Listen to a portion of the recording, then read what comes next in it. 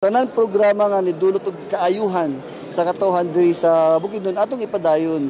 Kay kini ato man ginabuhat para sa katawhan sa Bukidnon.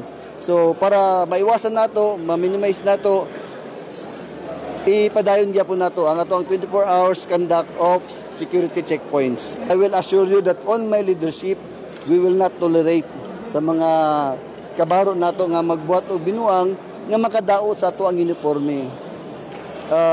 I-rest assured nga pangitatog paagi nga ang mga pulis dinhi diri sa Bukidnon walay suplado, buutan, matahuron ug maduulan sa atong katawhan. Mao na ato ang isa sa programa nga paningkamuton. Laban nato sa illegal drugs ipadayon gyapon nato. In fact, ato pa ni siyang intensify kay kabulumanta unsa ang result ani nga nabuhat sa ato mga kabataan.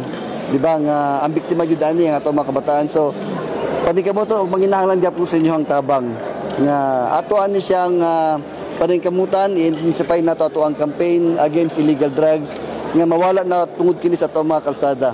Ato ang alagaan ato mga kabataan nga dito sila sa eskwela magtarong kay mao gyud makatabang.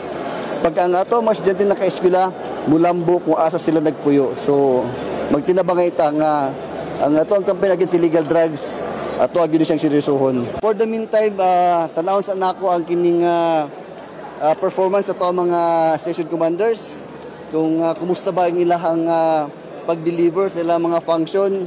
And then gusto ko magkaroon ng assessment kasi na ako'y mga program thrust nga gusto nga i-introduce, pero unawon sa nako kung kaya ba sa ilaha mabuhat ba nato sa atong mga kapulisan.